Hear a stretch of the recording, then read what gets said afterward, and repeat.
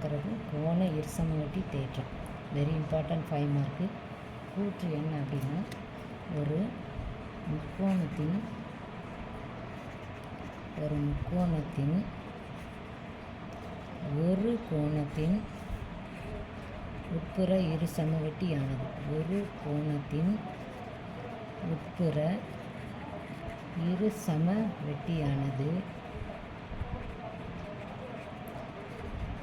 அக்கோணத்தின்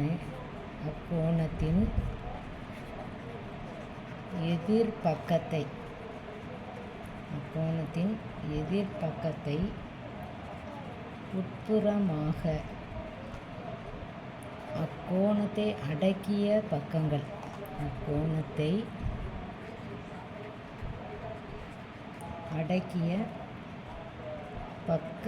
விகிதத்தில் பிரிக்கும்.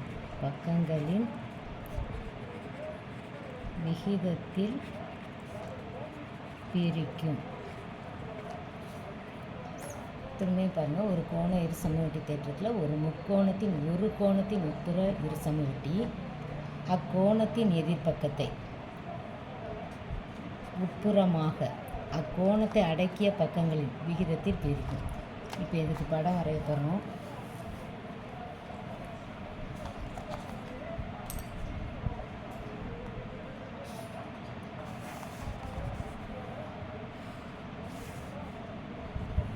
முக்கோணம்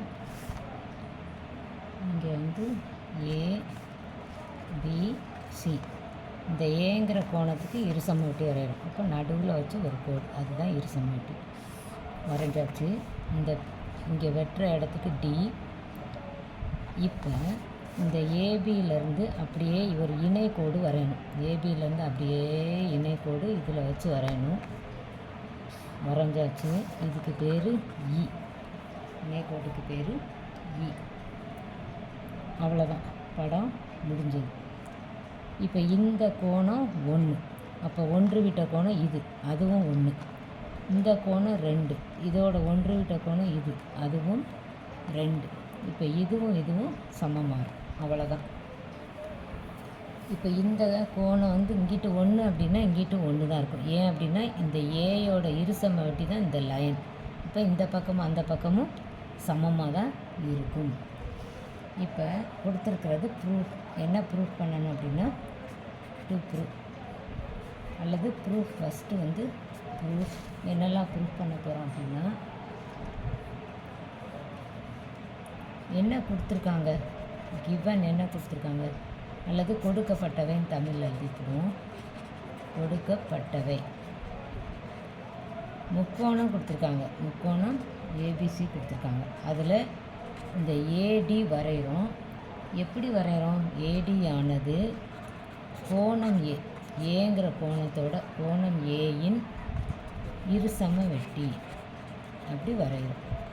திரும்பியும் கவனிங்க, முக்கோணம் ஏபிசியில் இந்த ஏடிங்கிறது கோணம் ஏக்கு நடுவில் வரைகிறோம். இருசமவெட்டி, 2 பக்கமும் சமமாக பிரிக்குது, அதனால் இருசமவெட்டி. இப்போ என்ன ப்ரூவ் பண்ணணும்? எதை நிரூபிக்கணும் அப்படின்னா, பாருங்கள், இந்த ஏபி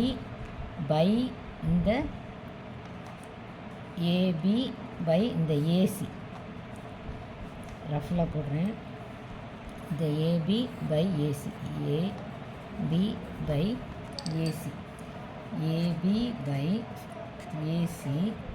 இஸ் ஈக்குவல் டு, இது டி சொல்லியிருக்கேன், பிடி பை சிடி.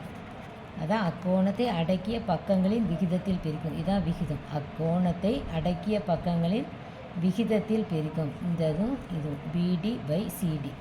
இங்கே ஏபி பை ஏசி. இந்த கோணத்தை தான் 2ஆக பிரிச்சுருக்கோம், ஏபி பை ஏசி. அப்போ A B by A C equal to B D by C D. இதுதான் வந்து ப்ரூஃப் பண்ணணும். இதுக்கு அமைப்பு எழுதணும். அமைப்புன்னா நம்ம அதுக்கு தேவையானது என்னதெல்லாம் வரைகிறோமோ அதுக்கு பேர் தான் அமைப்பு. அமைப்பு என்னதுன்னா, இந்த ஏபிங்கிற இந்த லைனுக்கு இணையாக சிஇ வரைகிறோம். ஏபிக்கு இணையாக சிஇ வரைகிறோம். எது வழியாக வரைகிறோம்? சி வழியாக வரைகிறோம். இந்த சி வழியாக வரைகிறோம். ஏபிக்கு இணைகோடு இந்த சி வழியாக வரைகிறோம். சி வழியாக ஒரு இணைக்கோடு வரைக. இப்போ இந்த ஏடியை பற்றி சொல்லணும். இந்த ஏடியின் நீட்சியானது, நீட்சின்னா நீட்டி வரைகிறோன்னு அர்த்தம். இந்த ஏடி இந்த லைனோட நீட்சி இப்படி நீட்டி வரைகிறோம். ஏடியின் நீட்சியானது எது வழியாக வர்ற கோடை? இந்த சி வழியாக ஒரு கோடு வரைகிறோம். இந்த ஏபிக்கு இணையாக வரைகிறோம். இந்த சி வழியாக வர்ற கோடை ஈங்கிற இடத்துல மீட் பண்ணுது. திரும்ப கவனிங்க, இந்த ஏடியோட நீட்சி தான் இந்த கோடு. அது இந்த சி வழியாக வரைகிற கோடை இ என்ற இடத்துல வந்து மீட் பண்ணுது. அதை எழுதணும். ஏடிபியின் நீட்சியானது சி வழியாக செல்லும் கோட்டினை எங்கே சந்திக்குது? ஈயில் சந்திக்கிறது. ஓகே, ஈயில் சந்திக்கிறது. அவ்வளோதான், முடிஞ்சு. இப்போ ப்ரூஃப் சொல்லணும். ப்ரூஃப் சொல்கிறதுக்கு இந்த படம் தேவை, அதனால் படம் தெரிகிற மாதிரி வச்சுக்கிறோம். இப்போ ஃபஸ்ட்டு பாயிண்ட் பாருங்கள்.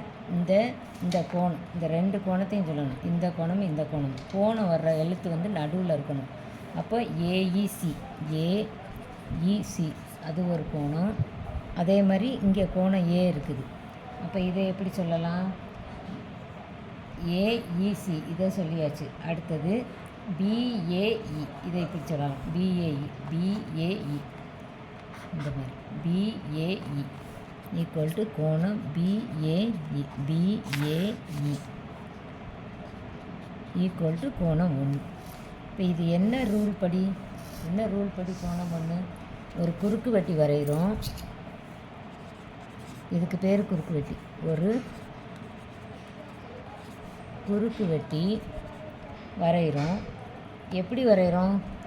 2 இணை கோடுகளை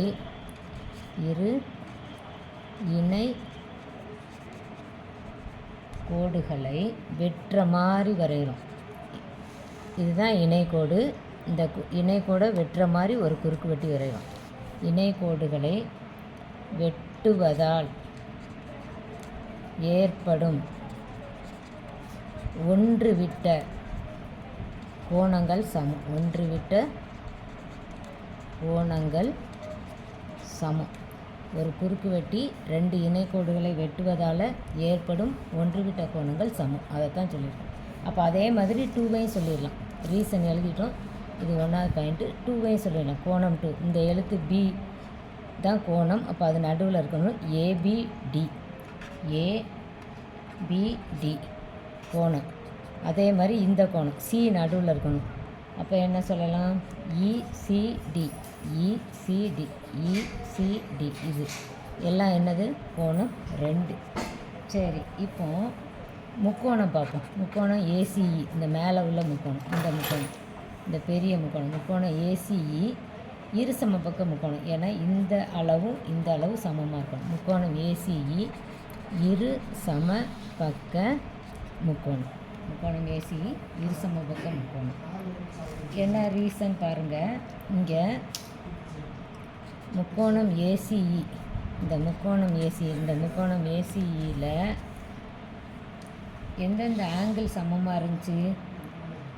இந்த சிஏஇ இந்த கோணமும் சிஇஏ 2 கோணம் பாருங்கள். சிஏஇ நடுவில் உள்ளதான் கோணம். அப்போது சிஏஇ இந்த கோணம், இந்த கோணமும் சமமாக இருக்குது பாருங்கள். இந்த கோணமும் சமமாக இருக்கிறதுனால இது வந்து இருசம்பக்க முக்கோணம். பாருங்கள், சிஏஇ இந்த லைன், சிஏஇ இந்த கோணம். அதுக்கப்புறம் சிஏஇ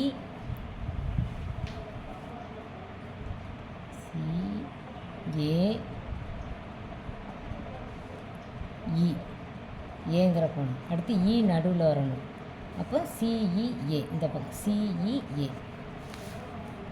எது கோணமோ அது நடுவில் வரணும். சிஇஏ இங்கே வந்து ஏ கோணம். அதே 3 லெட்டர் தான். கோணம் ஏதோ அது மட்டும் நடுவில் வரணும். மீதி 2 இடம் மாறி, அவ்வளோதான். இப்போ எப்படி அப்படி சொல்கிறோம் அப்படின்னா, இந்த பாருங்கள், இந்த ஏசியும் இந்த சிஇயும் சமம். இந்த ஏசிங்கிற லென்த்தும் இந்த சிங்கிற லென்த்தும் சமமாக இருக்குது. AC is equal to CE. அடுத்தது இப்படிலாம் இருக்குதுனால, இந்த 2 பக்கம் சமம், இந்த கோணம் சமம், இப்படிலாம் இருக்குதுனால இந்த முக்கோணம் என்ன அப்படின்னா வடிவொத்த முக்கோணம். எந்த முக்கோணம்லாம் இப்படி போட்டால் அதுக்கு பேர் வடிவொத்த முக்கோணம். பார்க்க ஒன்று போல் இருக்கும், ஆனால் அளவு வந்து வேறு வேறு. எந்த முக்கோணம்லாம்? ஏபிடி முக்கோணம் தான் இருக்குது பாருங்கள். இந்த கீழே உள்ள இந்த முக்கோணம், இந்த முக்கோணமும் இந்த முக்கோணம் ஏபிடி இந்த முக்கோணமும், அதே சமயத்தில் முக்கோணம் இசிடி இந்த முக்கோணம் இசிடியும், இந்த முக்கோணம் ஏபிடி இந்த இந்த 2 முக்கோணமும் எப்படி இருக்குதுன்னா வடிவத்த முக்கோணமாக இருக்குது. சரி, இப்போ இதிலேருந்து என்ன சொல்லலாம்? அடுத்து இந்த ஏபி பை சிஇ இணை கோடுகள், ஏபி பை சிஇ இந்த கோடுக்கு இணைன்னு சொன்னோம். A B by C E equal to பாருங்கள், இந்த பிடி பை சிடி ஆங்கிள் விதிப்படி, கோண விதிப்படி 2 கோணங்கள் சமம் சொன்னோம்னா அப்போ A B by C E is equal to B D by C D. இப்போ இந்த சிஇக்கு பதிலாக இந்த சிஇ யாருக்கு சமம்னு சொன்னோம்? ஏசிக்கு சமம். இந்த ஏசிக்கு சமம். இந்த சிஇ இருக்கிற இடத்துல நான் ஏசி போட போகிறேன், வேறு எந்த சேஞ்சும் கிடையாது. A C equal to B D by C D. இப்போ பாருங்கள், ஏபி பை சிக்கு பதிலாக ஏசி, இங்கிட்ட அது அப்படி. இப்போ இதுதான் நம்ம ப்ரூவ் பண்ணணும் பாருங்கள். இந்த பாருங்கள், A B by A C equal to B D by C D, அதுதான் ப்ரூவ் பண்ணணும். A B by A C equal to B D by C D. இதுதான் அக்கோணத்தினை அடக்கிய பக்கங்களின் விகிதத்தில் பிரிக்குங்கிறது இதுதான். தேங்க்யூ.